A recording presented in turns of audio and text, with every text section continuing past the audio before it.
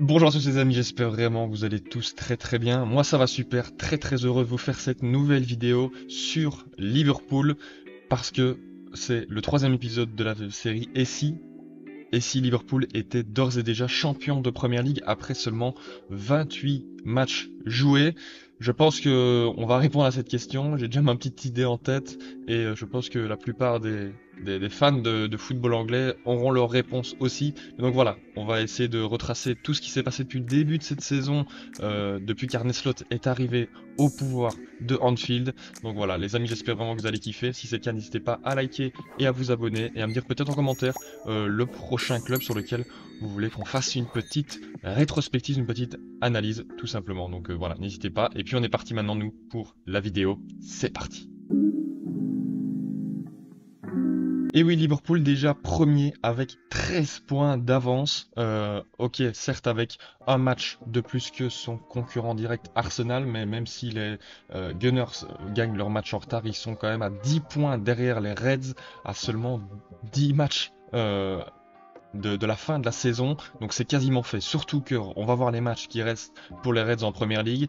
Il reste que des matchs très accessibles. Les deux seuls matchs où ça peut peut-être, allez, on va élargir peut-être 3-4, c'est face à Tottenham à domicile, à Chelsea à Londres, face à Arsenal à domicile et peut-être face à Brighton, un déplacement compliqué.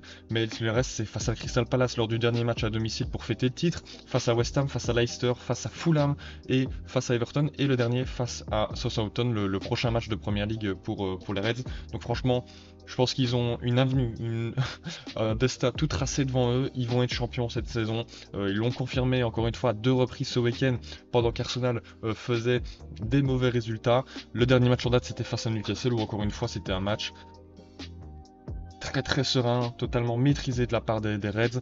2 buts à 0. Dominique Szoboszlai qui marque son deuxième but en deux matchs. Cette fois-ci, le centre via de la gauche par Luis Diaz, il marque à la 11e minute. Un centre encore une fois en retrait qui fait mouche. Et puis McAllister à la 63e qui temporise bien, qui la transmet à Salah sur le côté droit. Salah qui temporise, qui gère bien parce qu'il est dans la surface. Salah il connaît bien ses qualités, il sait que dans la surface c'est lui le patron, il gère bien, il adresse une passe, juste au moment où deux trois joueurs de Newcastle arrivent vers lui, il arrive à la transmettre, il libère de l'espace pour McAllister, McAllister frappe, décroisé dans le petit filet à gauche, personne ne peut rien faire, 2-0 pour Liverpool. Voilà, franchement un match totalement maîtrisé face aux Magpies. Les Magpies ont mis seulement 3 tirs pour 0 cadré. Liverpool était clairement en gestion et ils l'ont très bien fait. Franchement, c'était très impressionnant. Ils venaient en plus de ça de gagner face à Manchester City à l'Etihad. Voilà, franchement, je pense que vous avez vu les buts. On ira voir d'ailleurs l'origine du deuxième but de Liverpool, celui de Soboslai, parce que bah, franchement, c'est un peu similaire à celui de Newcastle, marqué par le même joueur, hein, Soboslai, qui reprend un peu des couleurs en ce moment, ça fait plaisir. Mais voilà, franchement, Liverpool qui a traversé une petite période un peu de montagne russe, parce que défaite lors du quatrième tour de la FA Cup, le nul face à Everton, une victoire face aux Wolves mais un peu dans la difficulté, et puis un nul face à Aston Villa. Voilà, c'était un petit peu la période où il y avait un mou, mais pourtant bah, ils sont bien relevés. Et là maintenant, c'est la dernière partie de la saison. La Ligue des Champions à phase éliminatoire directe commence. C'est une double confrontation face au PSG. Ça, évidemment, on en discutera dans 2-3 jours hein, lors de la vidéo dédiée à ce match qui sera extraordinaire, je pense, parce que c'est un PSG qui reprend beaucoup de vie, qui a une confiance extraordinaire comme Liverpool. Maintenant, on va voir qui s'en sortira le mieux. Les statistiques offensives de Liverpool, c'est assez impressionnant. Rien que déjà pour les joueurs, on est obligé de mettre en lumière Mohamed Salah. 25 buts en 28 matchs de Première Ligue, 17 assists, il y a 42 contributions à lui seul. Franchement, c'est assez énorme sur les 66 buts de Liverpool cette saison en Première Ligue. Il est contributeur à 42 fois. C'est quasiment les deux tiers. Donc c'est quand même assez énorme pour mettre ça là. Il est sur le point de battre un record qui était assez extraordinaire. Il est à égalité avec Messi pour le moment, avec 11 matchs de championnat où il délivre une passe décisive et où il marque un but. C'est Lionel Messi en 2011-2012, il me semble, qui a ce record. Il est sur le point de le battre parce que voilà, il lui reste 10 matchs pour le faire au moins une fois face à Newcastle. Il a délivré une passe décisive, mais il n'a pas marqué. Voilà, comme quoi, même si il ne marque pas, il est toujours décisif. Mohamed Salah, c'est assez extraordinaire. Mais Liverpool, de manière générale, ils sont premiers dans quasiment tous les compartiments comparé à tous les autres clubs de Première Ligue. But par match 2,4, ils sont premiers. But concédé, c'est la deuxième meilleure défense, juste derrière Arsenal. Seulement 26 buts encaissés, c'est très très peu. Aucun but encaissé, 12 clean sheets, ce sont les premiers. Possession moyenne, ils sont quatrième derrière Chelsea et Manchester City. Mais bon, c'est quand même beau parce que franchement, c'est là où ils avaient peut-être un peu plus de mal la saison passée, les 2 dernières saisons sous Klopp. C'est que voilà, la gestion du ballon, surtout dans le dernier tiers adverse, était un peu moins efficace, j'ai envie de dire. Là, cette saison, ils ont récupéré les couleurs, notamment grâce au travail de Arne Slot et le milieu de terrain à qui il a donné beaucoup de confiance. On y reviendra justement en fin de vidéo de ce qu'il a apporté, Mister Slot. But attendu, 62 quasiment, très très loin devant le deuxième qui est Chelsea à 55. Tir cadré par match, premier aussi, 6,3. Grande chance, 110, très très loin devant le deuxième qui est Chelsea. Grande chance, 110, c'est énorme. Forcément, ça va avec les grandes chances manquées, ils sont premiers parce que s'ils avaient marqué toutes leurs grandes chances, ils seraient déjà à 110 goals en première ligue. Ils ont passé le cap des 100 buts, toutes compétitions confondues, ils sont à 101.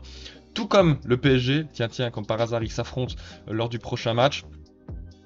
Passe réussie par match, ils sont dans le top 3, 451, c'est très très bon.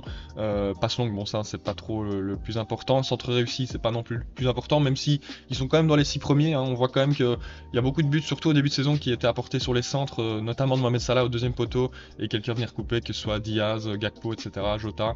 Ça pouvait arriver. Penalty obtenu, ils sont premiers avec 7 penalties. Tous convertis, il me semble, en première ligue. Salah n'en a pas raté en première ligue. Et puis touche dans la surface adverse, ça aussi c'est très parlant. Ils sont deuxième avec 1031 touches dans la surface adverse. C'est très très très impressionnant. Ils sont juste derrière Manchester City, franchement, qui est le maître mot de ce domaine. Mais franchement, quand on voit qu'ils sont devant Arsenal, qui est une équipe qui depuis 2-3 ans joue très très bien avec le ballon, on voit quand même qu'il y a eu du changement côté Liverpool. Et ça c'est tous les travaux de Mister Arne Slot. Franchement, Liverpool très très bon. Si on regarde un petit peu en première ligue, les tirs, ils sont à 457 tirs, dont 166 cadrés. C'est énorme, hein, pour 66 buts. En 28 matchs, avoir 166 buts, enfin tirs cadrés, on va vite faire le calcul parce que ça doit être à mon avis plus ou moins 6, je pense, de tête. Donc c'est 166 divisé par 28 matchs. C'est ça, c'est 6, c'est 5,92 si vous voyez bien, normalement j'espère que vous voyez. 5,92 les amis, tirs cadrés par match, c'est assez extraordinaire. Les XG ils sont à, du coup on l'a vu tout à l'heure, bon il faut qu'ils se coordonnent, FotMob et FBref. Bon voilà, ils sont plus ou moins à 62. Enfin c'est énorme. Franchement, ils sont en plus en surperformance parce que 62 d'XG, 66 buts. Franchement, ils sont dans une confiance telle. Et puis comme on l'a vu tout à l'heure, c'est la deuxième meilleure défense. Ils encaissent très très peu de tirs, dont de tirs cadrés.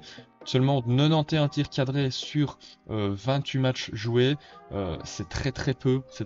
C'est quasiment 3 tirs cadrés par match encaissés. Voilà, c'est pas non plus énorme. Et puis il faut voir aussi le catalogue des tirs cadrés, parce que ça se met, c'est des petites frappes pour Keller ou Alisson assez faciles, des frappes de loin. Mais non, franchement, Liverpool, c'est très impressionnant. Sur les 40, je sais plus combien de matchs. Déjà en première ligue, il n'y a qu'une défaite, c'est face à Nottingham, face à une équipe du top 6 actuelle. Ils sont face aux autres équipes du top 6, ils ont joué 7 ou 8 matchs, 7 matchs je crois. Face à Newcastle, 1 nul, une victoire. Face à City, 2 victoires. Face à Nottingham, 1 nul, une défaite. Face à Chelsea, une victoire. Face à Arsenal, c'est 1 nul et ils doivent encore jouer contre Arsenal. Et il y a qui d'autre? Je n'ai plus en tête l'autre équipe du top 6, mais je pense que c'est tout. Tac. Ouais, donc ils sont à 4 victoires, 3 nuls et une défaite face aux équipes du top 6. 48 matchs, toutes compétitions confondues. 37 victoires, 7 défaites. 7 nuls et 4 défaites seulement. C'est très très peu pour Liverpool. Franchement, ils sont dans une saison très très impressionnante. Il y a une défaite du coup en Ligue des Champions.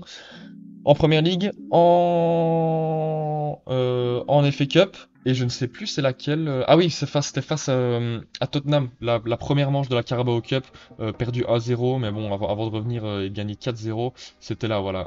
Tac, tac, tac, où est-ce que c'était? Ouais, c'était là. Ça, c'est la quatrième défaite de Liverpool, mais voilà, franchement, c'est impressionnant. C'est impressionnant. Défensivement, c'est tout aussi impressionnant. En Ligue des Champions, au niveau des passes, c'est ça aussi que je voulais mettre en lumière. Ils ont beaucoup de passes clés, 89 passes clés, 301 passes dans le dernier tiers.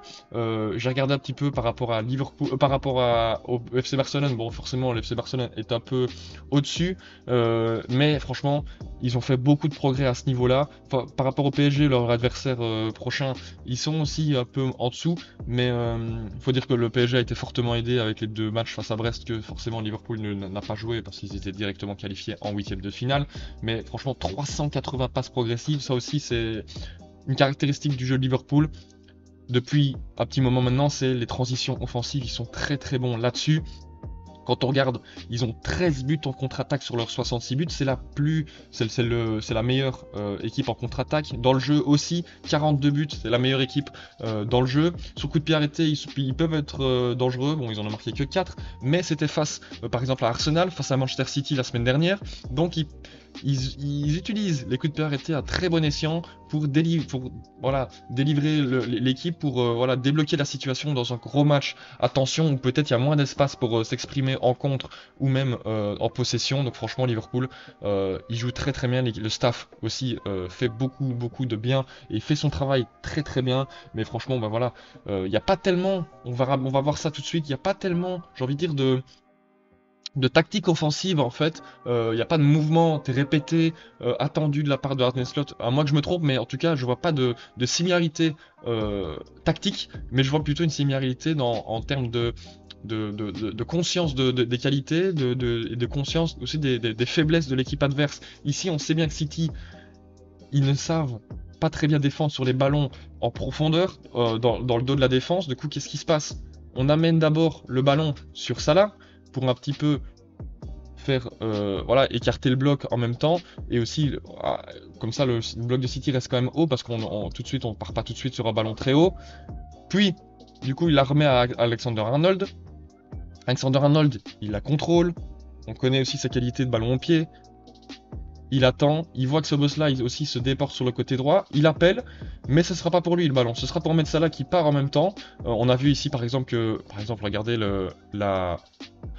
l'alignement ici est très très moyen, hein. On va pas se mentir que voilà, il y a un bon maître pour s'y engouffrer pour les joueurs de Liverpool. Et ils connaissent les faiblesses, c'est ça que je vous disais tout à l'heure, c'est qu'ils ont la pleine conscience des faiblesses des joueurs en face, de l'équipe d'en face. Ils utilisent cette faiblesse, Salah se retrouve en un contre un face à Gvardiol, il est dans la forme de sa vie, évidemment, qui contrôle le ballon, il temporise, il sait bien qu'il est plus fort, il sait bien que dans la surface personne ne peut le toucher. Il temporise, il voit que Szoboszlai est tout seul en retrait, évidemment qu'il lui transmet, Szoboszlai il contrôle, il voit l'ouverture possible pour une frappe, il la met au premier poteau, à contre-pied d'Ederson, but 2-0, ils font le break à 37e à l'Etihad. Enfin voilà, franchement c'était un match très très bon de leur part, ils ont très très bien joué. Mais voilà, c'est franchement des schémas qui se répètent, c'est ça. C'est un ballon sur le côté, sur Salah, parce qu'on utilise les faiblesses. On sait bien qu'en un contre un, Salah est très très bon, et qu'il y a une très très grande capacité de projection. Donc quand Salah se retrouve là, ou même Luis Diaz face à Newcastle, le premier but, on sait bien que Szoboszlai va venir proposer une solution, qu'un McAllister aussi peut être un peu plus en retrait, à Gravenberch aussi.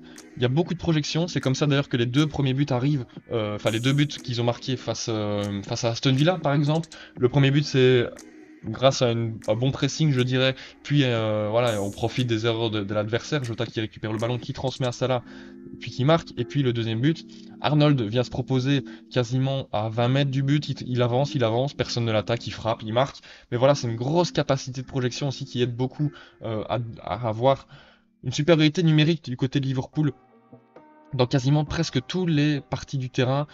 Franchement, c'est ça aussi qui fait la différence offensivement, c'est qu'ils sont très très présents, il y a beaucoup de joueurs qui font les appels, et quand on a des joueurs d'un contre un comme ça sur les côtés qui font beaucoup de différence et qui savent comment jouer et comment mettre leur coéquipier sur orbite pour donner une superbe frappe, bah ça aide beaucoup forcément. Mais voilà, franchement, je pense que c'est très très impressionnant. Et maintenant, les amis, on part sur la partie plus tactique, même si, comme j'ai dit, offensivement, il n'y a pas tellement de tactique, mais par contre, ce qu'a Arne Slot à apporter à ce Liverpool, c'est la gestion au milieu de terrain. Ça, c'est impressionnant. On va se mettre en plein écran, comme ça, on aura une meilleure vue. Mais franchement, c'est ce milieu de terrain-là, moi, qui m'impressionne. Encore une fois, Gravenberch, j'ai regardé le match face à Newcastle, forcément, pour être dans les bonnes conditions avant de vous faire cette vidéo. Gravenberch, il est extraordinaire. Gravenberch, les contrôles qu'il fait en mouvement, c'est très très fort. Il est facile dans le top 3 à son poste cette saison. Il n'était pas titulaire avec Jürgen Klopp. Avec Arne Slot, il fait partie des 3 joueurs qui ont joué tous les matchs de Première Ligue. Il y a évidemment Van Dijk, Mohamed Salah et du coup Gravenberch, Gravenberch qui est franchement stratosphérique cette saison. Il a bien fait de lui faire confiance parce que sur tous les ballons, il est chirurgical, il est précis, il est puissant. Tout comme McAllister aussi, ça joue très bien avec son corps. Techniquement, c'est très très fin ces 3 joueurs-là. En fait, ils allient puissance physique avec technique très très haute et avec aussi l'engagement qui est toujours aussi impressionnant, que ce soit d'ailleurs du milieu de terrain ou même de tous les attaquants. Luis Diaz aussi, encore une fois, qui a fait un match face à Newcastle où il a donné tout ce qu'il pouvait. Jota aussi quand il est rentré. Mais voilà, franchement, c'est très impressionnant. Cette équipe, elle se bat sur chaque ballon. Quand ils n'ont pas le ballon et quand ils ont le ballon, bah ça fait très très mal parce qu'ils savent très bien qu'ils peuvent vous faire mal, et c'est ça, je crois que c'est le plus dangereux, c'est que ils ont conscience qu'ils sont très très forts, mais pas non plus dans l'arrogance où ils vont jouer à la baballe, etc. Ils sont très chirurgical en fait, j'ai envie de dire, c'est comme ça que je l'exprimerai. Ça me fait penser un peu en fait au Real de Madrid en Ligue des Champions, même s'ils sont peut-être un peu en difficulté à un moment donné. Comme ils sont sereins, comme ils ont confiance en leur qualité, et comme ils savent aussi les défauts de l'adversaire, ils savent qu'ils vont revenir et ils sont sereins. Et ça me fait penser un peu au Real de Madrid en Ligue des Champions notamment. Mais voilà, franchement, Liverpool, très très très bon. Mais ce milieu de terrain, il est très impressionnant. Il est en train de redonner un peu de confiance à ce boss-là. Mais même ceux sur le banc, Curtis Jones, à un moment donné, il était très très bon. Il est toujours bon, hein, mais il est moins titulaire qu'il y a peut-être un mois et demi. Où forcément, il apportait beaucoup aussi. Il avait reçu sa chance, il l'a très bien prise. Et franchement, très très très très bon. Endo aussi, quand il est rentré face à City, il a fait le ménage. C'est un très très bon joueur. Elliott, il revient de blessure, mais franchement, lui aussi, on connaît ses qualités. Donc franchement, au milieu de terrain, il n'y a pas. Je sais pas s'il y a, peut-être le Barça qui est peut-être un meilleur milieu de terrain, peut-être le PSG, peut-être le Real, voilà, ça se joue. Franchement, le milieu de terrain, il est très très impressionnant, et c'est ça aussi qui fait la différence pour pouvoir aussi apporter le surnombre offensivement, mais aussi jouer du coup dans le dernier tiers adverse, apporter le plus de solutions possible, et du coup marquer 42 buts dans le jeu en première ligue, la première équipe du championnat à faire ça. Ça passe par des détails, et le détail cette année, c'est le milieu de terrain qui est bien bien bien meilleur que les 2 dernières saisons avec Jürgen Klopp. Mais voilà, donc ce que j'aurais à dire, c'est que Liverpool, d'Arne Slot, il marche sur le travail de Jürgen Klopp au niveau des transitions offensives, des contre-attaques, où ça, ils ont toujours été très forts. Mais là, ce qui vient apporter, c'est de la gestion au milieu de terrain, de la gestion dans toutes les parcelles du jeu, de la sérénité, de la confiance, qui apporte forcément du jeu dans le dernier tiers adverse, de la création de jeu, du jeu en un contre un dans le rectangle, beaucoup de ballons touchés dans le rectangle aussi. J'ai plus la stat exacte, mais c'est très très bon. Ils sont évidemment premiers. Non, ils sont deuxième, on l'avait vu. Touches dans la surface, ils sont à 1031 touches, juste derrière City. Touches dans la surface, les amis, hein. Je sais pas si on se rend compte, à 1031 en 28 matchs. Enfin, c'est colossal, c'est colossal. Donc, ouais, franchement, je sais pas si j'ai encore beaucoup de choses à dire sur cette équipe, mais je pense qu'on a fait le tour. Je regarde un petit peu vite fait si j'ai peut-être oublié des choses, hein, peut-être. Mais ouais, non, je crois qu'on a fait le tour, hein, tous les buts, etc. Contre Liverpool, c'est très très peu, on avait vu. En Ligue des Champions, en Première Ligue, on a vu toutes les stats. Mais voilà, franchement, il leur reste à jouer quoi? Il leur reste à jouer la Carabao Cup, peut-être, hein. Il y a moyen d'avoir un trophée dans plus ou moins un peu plus de 2 semaines. Il y a moyen d'avoir déjà un trophée pour Arne Slot. Et forcément, ils vont se concentrer sur la Ligue des Champions, en même temps de gérer la Première Ligue. Parce que voilà, il y a une avance confortable. Il faudrait quand même pas, là ce serait fou de la gâcher. Mais surtout la Ligue des Champions. Pour moi, hein, je fais une petite prédiction. Le, euh, le finaliste côté gauche, où il y a PSG, Liverpool, Real Atlético, Arsenal, PSV Et c'est quoi le dernier match? J'ai oublié le dernier match, c'est qui? C'est qui à gauche? Enfin bref, le côté gauche, c'est pour moi le finaliste, c'est soit le PSG, soit Liverpool. C'est le gagnant de ce match-là qui sera finaliste de ce côté gauche de la Ligue des Champions. C'est contre qui? Attendez, je vais regarder. C'est qui le dernier? Champions League, on va regarder ça ensemble. C'est qui le dernier de côté gauche? Ah oui, c'est voilà, Aston Villa Bruges. Donc ouais, pour moi, le gagnant de PSG Liverpool sera finaliste de Ligue des Champions. C'est vrai que j'en ai pas parlé, mais forcément, je pense que vous l'avez vu. Premier de la phase, enfin la phase de groupe entre guillemets, le classement. Premier forcément avec 8 matchs, 7 buts, 7 buts, 7 victoires, une défaite. Ouais, voilà, franchement, Liverpool, ils ont été totalement partout et performants dans tous les matchs qu'ils ont joués. Donc voilà les amis, j'espère vraiment que vous avez kiffé cette vidéo. Moi c'était vraiment un plaisir de parler de cette équipe qui, malgré le fait que je sois supporter de Manchester United, j'arrive à apprécier ce qu'ils font et bah chapeau à eux. Ils vont prendre leur 20e Première Ligue pour revenir à égalité avec Manchester United. Et ouais franchement si vous êtes supporter de Liverpool, je pense que vous passez une très très bonne année parce que vous allez être champion de Première Ligue. Vous voyez le downfall de Manchester United, le semi-downfall de Manchester City. Voilà, le downfall du rival historique et le downfall du rival des dernières années. Je pense que les supporters de Liverpool ne peuvent pas mieux se porter. Donc voilà, les amis, j'espère vraiment que vous avez kiffé. Si c'est le cas, n'hésitez pas à liker et à vous abonner, à me dire en commentaire déjà ce que vous en avez pensé de la vidéo. Si j'ai des choses peut-être à redire, à refaire, n'hésitez pas. Je prends les critiques avec une grande attention, si évidemment elles sont constructives. Et puis voilà, les amis, j'espère vraiment que vous allez kiffer. On se retrouve du coup dans 2-3 jours pour les pronostics Ligue des Champions. Voilà, forcément, parce qu'il y a des gros matchs. Je vous dis à très très bientôt les amis, c'était Bencher. Ciao ciao.